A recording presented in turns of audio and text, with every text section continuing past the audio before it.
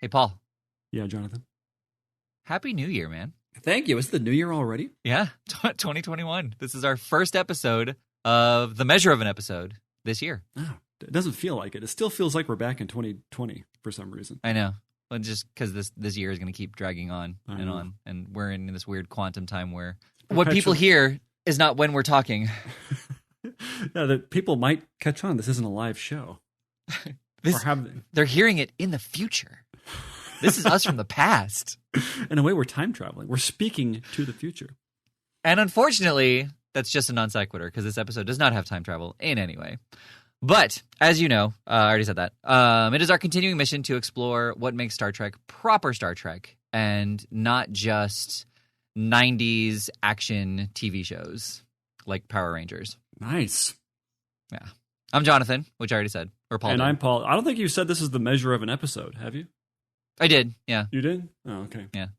Well, let's redo it just in case. So, Paul, how do we gauge this? What do we do? Tell me. This is my first time here. Well, Jonathan, the criteria by which we judge these episodes, there are 3 of them.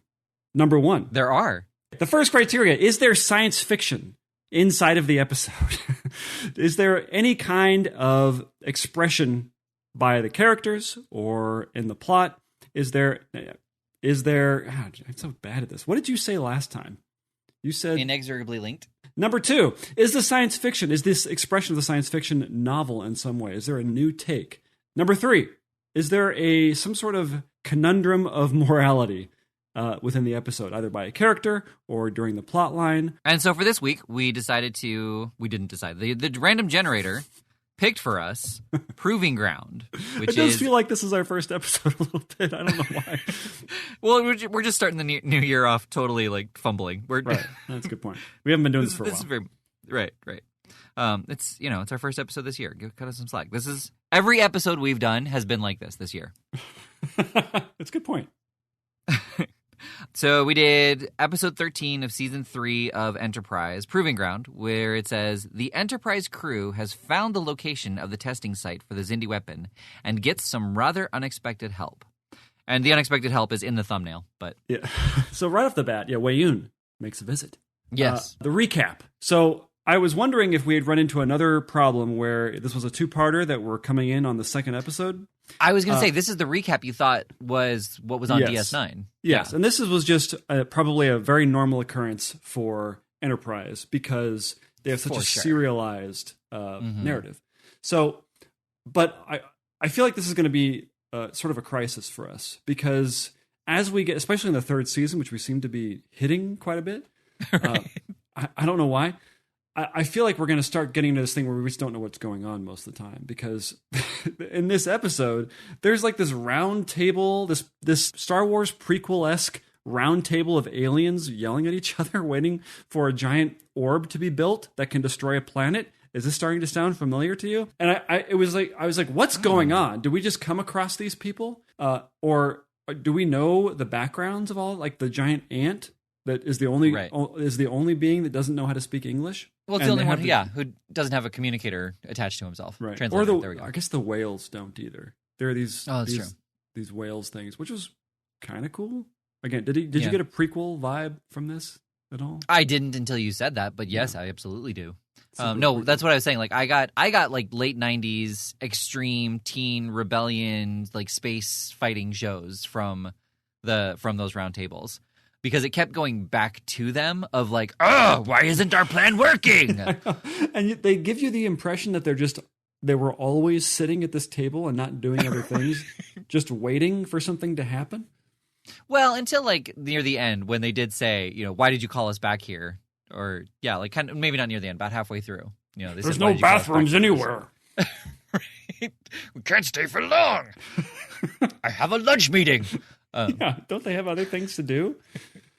Well, they kind of did say that. No, the thing that I didn't understand, and it's kind of the thing that I never understand with these things, is they're putting this plan together, and yes, they had a deadline in place, but they're getting mad that it's not happening. But the people who are making it kind of hold all the power. It's ready when it's ready. What are you going to do if this doesn't work? Like, right. Are you like, fine, I'll kill him myself, or like we're creating the weapon you need to do it, so it'll be ready when it's ready. Exactly. I know. Every video game that's come out has never met its deadline, and you're worried that this giant planet killer isn't coming out on time? Right. Yeah. So were you disappointed after this recap? Because it had such a sprint to it. The pacing was so fast, and then you jump into the episode after this very action-packed recap, and then it just kind of grinds to a halt a bit. I was very disappointed. I expect that with any kind of recap, especially if it's going to be a series recap. They're giving you the absolute meat and potatoes, which is always going to be the exciting stuff.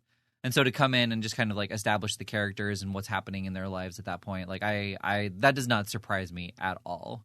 Unless it is, and now the conclusion or something like that, where there is actually something, we're jumping into the middle of something. This is just the next chapter in the story. So I didn't think, feel it jarring or out of the ordinary. I don't know if this is the first time in the show, but this was my first time in any show getting a very strong glimpse as to what the Andorians are. And I loved their ship. I loved their bridge. There's a couple shots where Wei-Yun is sitting in his ready room and something happens and they follow him from his ready room out to the bridge.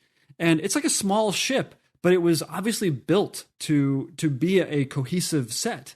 And so the camera follows him out to the bridge, and the scene continues. And it was just really neat to see how they designed the tech and the layout, and everything kind of follows their blue skin kind of thing. Even though when they have a close-up, you can obviously see that it's makeup. I mean, it's just obviously makeup.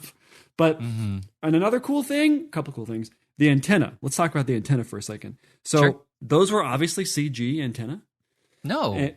They had to have been. They had to have been CG. They must have been. Here's my proof. So there's a scene where Wei-Yun, I keep saying Wei-Yun. Maybe we should say people is not actually Wei-Yun. Even though he's playing the exact same character as Wei-Yun. Like it's the exact same guy. That guy, whatever that guy's name is, General Tron. Tron? We'll go with Tron. General Tron. So he's walking under like a metal bulkhead, and the antenna go flat back against his head and then pop back up when he clears the bulkhead. And I was thinking to myself, that would be really hard to do makeup wise.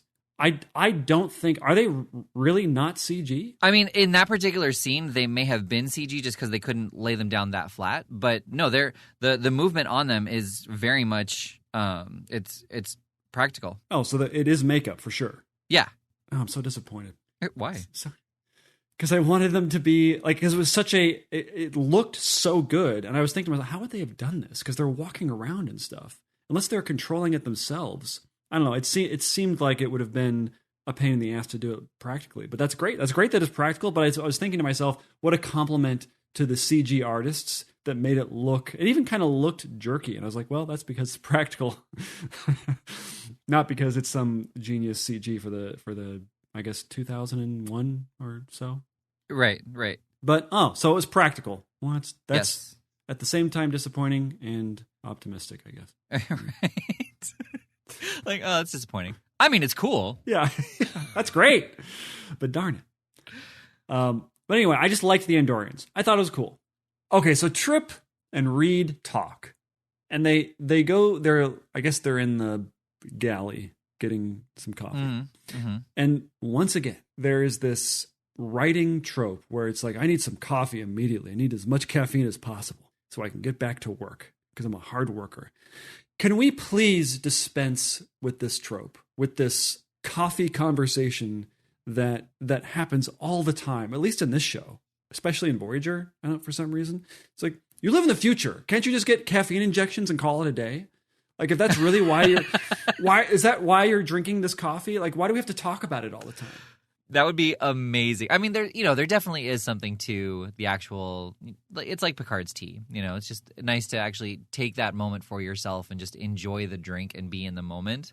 But yeah, that would be amazing if they just had caffeine injections. Like they just like a hypo spray that they self-medicate a hypo spray. with. Yep. Yeah. Yep. I don't know. I feel like Picard's tea is different because all he does is order it. He doesn't talk about how he needs it and how he can't operate without because he's been up all day and all night. So he needs as much caffeine as he can get. He just sits there and drinks it. Right. He doesn't talk. He just orders. The only time we hear about Earl Grey or tea is when he orders it from the whatever. What's it called? The Replicator? The Replicator. Brilliant. It's a great show. I mean, I know that the coffee thing comes back when they start talking to the lady Andorian, but I'm just so tired of it. There's better ways people can have conversations. Although I will say that there are people who talk about coffee all the time and how they eat it. The thing that actually bothered me was, we're now 3 years into their mission, at least. I don't remember if there was any more time like between seasons that we didn't see, but and Trip, says to him, "Do you want your tea?" And he's like, "No, I don't have time for crumpets either." Like we know you're British, and you guys have been working together for so long. Like, how old would that joke be by now? And how offended should Reed be at this point? Right. That's seriously all you think of me. Well, and the other thing too about that scene, so they're having their drinks and they're just kind of casually talking about the Andorians. Then the Andorian comes in looking for Reed, and and she's like, "Oh, hey, part-time," and part-time. And he gets like really pissed, and I don't know if it was because of that comment or if it was because he just has a thing. I mean, it's got to be because he's got a thing against the Andorians being there. The fact that he said like I don't trust them being near all of our tactical stuff, but he has that standoff moment with her. And then she's standing there later, and they do that callback, like you said, do you want me to get you anything, maybe some coffee? And he's like, that'd be great. And then she storms off, and that's when he calls her back, and he's like, I may have been a bit rude. It was like, this moment was not earned. No. Yeah, I agree. Totally agree. He should have been relieved that she was gone, and then had like a talking to by Archer. And Archer would be like, come sit on my lap. Talk to me, son. Yeah. Well, and also, this is an advanced race of aliens.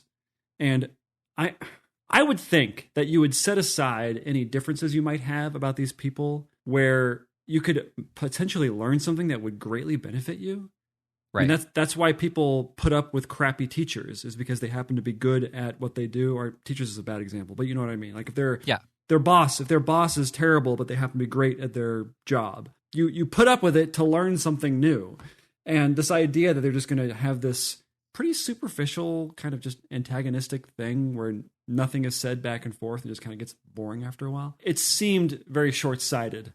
Granted, she was not, she kind of got the crap job because she was, training, to her, how it felt, probably training apes how to fire a weapon. But I don't know, like it felt like, and there was nothing new about this particular exchange. Like how many times have we seen this exchange where two characters don't like each other, but they realize they have things in common, and by the end, darn it, they're sharing a cup of coffee with each other. Right. Which, by the way, doesn't happen. There should have been a scene where they cut back a couple iterations over this, and they're both drinking coffee. She's like, this is good. You're right. Because she disparages it earlier. Like, what is that you're drinking? Yeah, there should have been a nice payoff to that. Yeah, and there wasn't. And I mean, again, being a little bit more serial, that may come up later on, but I don't know. So just speaking about the serial aspect of things, do you feel like it's a better payoff to have it way down, like have something just referenced now, like it'd be nice to have a coffee with you sometime, and then like 5 episodes later they are in fact having a cup of coffee? Do you feel like it was a good hold back to like have it be earned at that point, or do you feel like it should be contained within the episode where they do have that moment and on the 10 forward, whatever it's called? I think it depends on their interactions in those episodes. I don't think you could have her be gone for 5 episodes and then come back and all of a sudden they're friends and they're drinking coffee. You still owe me that coffee, right? Yeah. I think that, I mean, it might be funny if we see her, even if she's not interacting with Reed, that she's drinking coffee because it's this new thing that some ape taught me about. That would be funny. Right. But I think it does depend. I mean, you'd have to have them interacting all the time. I mean, what would you rather have? I don't know. I was just thinking about it. Like to watch something in order, to have something called back several episodes later, I think is a really nice touch. But you're right. Like if it isn't, if they see each other and it's just, hey, let's have that coffee that we talked about 5 episodes ago. Like, then who are you? Right. Or actually, I wonder if when they see each other again, because of how this episode ended, I wonder if there will be animosity all over again. So it's just there would have to be, because they totally betrayed. Not only did just the captain betray, but so did the lady Andoran, whose name I can't remember. Yeah, Talos. Dr. Phlox is not in this episode at all. It's funny. I actually thought that the people who were working on the weapon were, what is Talaxians? No, that's Neelix. Talaxians. What is he? Talaxians. Yeah, no, he's Talaxians. Neelix is a Talaxian. Dr. Phlox is not a Talaxian. Targaryen. Oh. No, is that's a character in Game of Thrones. Oh my gosh, whatever, they're extinct anyway. His race. But... Yeah, his race. They were long assimilated by the Borg, long time ago. So I thought that his race was Denobulan. The race. Denobulan. There you go. I thought that his race were the ones that were building the weapon because they kind of had the same shape, but it's not. It's obviously not. It's a different head arrangement. Right. It was interesting to hear one of the aliens talk about how you humanoids always think you humanoids are all the same. You think in this specific way, and he himself was, I guess, not a humanoid, but he kind of was a humanoid. He just didn't have an ape face. Right. So I don't know if that was just lazy writing or if they have some sort of distinction between races that look like insects and races that look like apes. I mean, I guess the thing for me was like this was a proper Star Trek episode. It was a pretty good Star Trek episode, but like because it was just in the middle of an overall story, there's not really a whole lot to say. Like there was the betrayal, which I felt was kind of good, like how it was handled. Sean was basically like saying, what, you don't trust me? And then he's like, yeah, you were right not to trust me. There are a few things like for example, the Chip and T'Pol relationship where there's more non-information given about their relationship in some way. Oh yeah. Because he's like, I thought you were ignoring me. He's like, why would you think that? And that's it. Like, right. Did they have a relationship? Have they not had one yet? It's impossible. We'll never know. There'll never be a single episode where they actually are together and have been together. It'll either be they did or they didn't. Yeah, they have been, maybe, or they're about to, maybe. That'd be so fascinating. Just in a show anywhere, like where the relationship happened off screen. So the awkwardness, is because they like each other and they haven't done anything yet, and the awkwardness because they did stuff and now they're not talking about it. Which is kind of related to how Riker and Troy, their relationship was off screen, and they frankly never really talk about it. It's always alluded to, and they never hook up in the show. It's just always this kind of ethereal relationship that has been. Right. But it's never right. It's never kind of antagonistic though. They don't have the Princess Leia Han Solo thing going on. Right, no.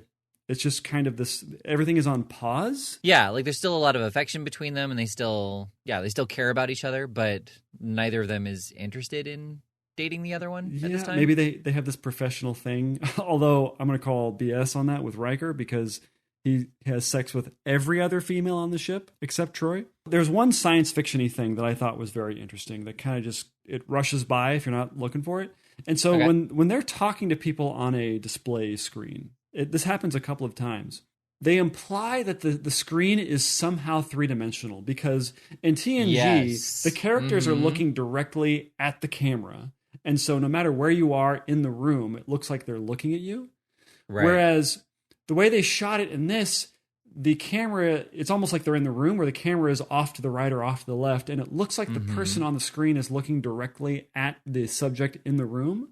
And so they're not... So practically the actor is not looking directly into the camera, they're looking just to the left or just to the right of it. And that implies some sort of tech where it's like three-dimensional, where you can see different people in the space of a three-dimensional space. I don't know how that would work, but it was cool. I was not a fan of it. I was not a fan. It didn't look good. It didn't look good. Okay. So you liked the idea of it, you just didn't like the presentation of it. Yeah, the premise was cool for me. They didn't pull it off. I mean, it would have been better if it was sort of a wraparound screen, that kind of thing, where I don't know. They just didn't. It just looked like their head was in the right place. Let's put it that way. Right. Did you feel like Wei Yun or that guy Jeffrey Combs? I think is his name. Yeah. He's playing Wei Yun. Like he even makes the same facial expressions. Well, like no, when he's he's making not really his, like smug. Well, yeah, I mean, definitely with the smug parts, but Wei Yun is much more innocent. Wei Yun does not have the aggressive overtones that Tron did. I don't know Wei Yun well enough to be honest, but it just seemed like on the surface he feels like he's got the same bag of tricks. this actor. Oh yeah. Yeah, no. I mean, it's definitely the same intonations. He's a little bit more gravelly with Shran, or Shran, depending on who's saying it. But he's a lot more aggressive, and a lot angrier. Wei-Yun, like I said, he has an innocence about him, but he also he doesn't care about the enemy at all. Just thinking about that episode where Wei-Yun ordered like the murder of several people, and he calls in Kira, and he's just asking her about the art that Gul Dukat's daughter did, and he's like, I don't see how this is art. Like, I don't understand why you would put this up anywhere. See, I felt that he was. I mean, maybe this is a good difference, but that he was manipulating her. Everything is a manipulation with that kind of stuff. That he has a ulterior motive with everything that he does that in some way accomplishes his goal or benefits him in some way. Oh, maybe. I don't know. I don't know. I need to see. But that's always how Wei-Yun, when he would be really super saccharine nice to people, you always felt like, oh, he's a step away from executing you if you say the wrong thing. Right. Yeah, I can see it. it. But I don't know. Again, we have to watch more. We've only seen, I think, 6.8% of the episodes of DS9, something like that. Of DS9? Oh, yeah. Yeah. Oh, yeah. Yeah, that sounds about right. I mean, we're at like 6.8% of all the series, so that would be about right. Yeah. Oh, no. I was wrong. 6.82%. I'm sorry. Yeah. Man, good calculations. Yeah, I know. That was really fast math. So there's a space battle at the end. A quasi-space battle. Yeah. I was like, is there? There's a scene where two Xindi ships fire an Enterprise. Enterprise fires back, and the Xindi ships fly away. Now, they fly away with purpose. Like, they're not just, oh, she's too strong. But it was that's the extent of the battle. Okay, please continue. With purpose. It's like, I think we should go that way. Okay, let's go. With good reason? Yeah. That's better. What was I saying? Oh, okay. So they actually didn't say this word, but this happens a lot in Star Trek where there is an imminent battle and somebody says evasive maneuvers. Oh, they did. And they did say it? Okay. Yeah, she said evasive maneuvers, Meriwether. Okay, so that really doesn't make any sense. So when I hear evasive maneuvers, that to me that means fly in a way that is unpredictable, so their weapons cannot hit us easily, or that their weapons cannot lock onto us easily, and so therefore we're minimizing our damage. With spaceships, I don't know what good it would do to fly around randomly when they're battling ships that have omnidirectional weapons. Right. So honestly, here's what I think. Kind of like on the sea where ships turn themselves to be facing their enemies until they actually have to strike, and then they turn themselves sideways so the cannons are facing. They're doing the same thing. They're basically pointing the nose at the enemy so they have as little surface as possible to fire at. And then they fly by quickly so they don't have the broader surface to hit for long periods of time. And then they turn themselves back around and face the ship again so they can only see like the nose and the neck and just, kind of the front of the hull rather than the whole broadside where they have, they can basically like shooting fish in a barrel. I guess that makes sense practically, but when we're dealing with ships that have weapons on all sides of the ship, and so they could effectively turn their ship vertically, and so then counteracting any kind of what you said, minimizing the outline or the profile of the ship. Also, these are all computer controlled phasers and stuff. Right. There's no. I mean, in a way, I suppose one aspect of this would be like we want to evenly distribute their weapons fire on all of the ship, so they don't wear out our shields in one specific section. That makes sense. But that's not really what evasive maneuvers means. Maybe that's just the tagline to a catch-all. Well, but okay, so picture your hand with your middle finger pointing towards your picture your left hand with your middle finger pointing towards your right shoulder. Back to you, buddy. Okay. And then your right hand turned vertically. So there you have your middle fingers pointing towards each other, but as long as you're facing this way, neither hand can get to the palm of the other hand. Like they have to fly next to them to actually get the body of the ship. Yeah, I mean maybe they're protecting. There are more delicate sections of the ship that shouldn't be hit, and maybe that's what they're doing. Because again, they're omnidirectional weapons. It doesn't matter what configuration the ships are in, there's going to be a weapon position that can hit you. But it's what area of the ship they're going to hit. That makes sense. Yeah. I mean, but then it kind of, yeah. Sorry, go ahead. No, we can be done. And then what? Oh. The episode ends. And that's the end of the episode. So the episode ends with a little bit of a tag, and I wonder if it ever gets resolved, where they got the plans from the Andorian ship. Oh, we missed all that part. So the Andorians, I mean, we talked about it a little bit, but the Andorians did turn on the humans. That's why, like, the humans were all worried, because the Andorians were not the most trustworthy, and they were worried about having them there, seeing all their tactical information and all that kind of thing. Turns out the Andorians weren't really interested in the tactical information, but they really wanted the Xindi weapon. And so the Andorians take the Xindi weapon, and Archer manages to get close to them with the Enterprise, and then says they downloaded the passcodes to activate the weapon to self-destruct. I guess, was that the point? Because I thought it was a laser. I didn't realize. Yeah. Okay. So the idea was to make it self-destruct. I guess they can make it blow up. Yeah. Right. And so Archer does this, and the Andorian ship, they eject it in time to save their ship, but they are still pretty badly damaged. And I thought that the Andorians actually would swallow their pride and take the help in the same way that the humans did from the Andorians. They didn't. Yeah. And then there was that moment where even after they left, T'Pol's like they sent this secret message filtered through subspace frequency. And I guess it was kind of it doesn't matter if they get it or not, but it seemed kind of weird that they were like, well, I hope they get this, because like if they weren't searching for it, like what made them think to search for it, and why didn't anybody? If it was that easy to randomly detect, then why didn't anybody detect it on the submission? Yeah, I mean, this is the thing, is that the mechanics of all of this subspace stuff, and they have to keep it vague, otherwise we'd be able to shoot holes in it constantly. Right. And I think that it was just a method by which to have the Andorians kind of redeem themselves in a certain way, or to at least have Captain, what did we say?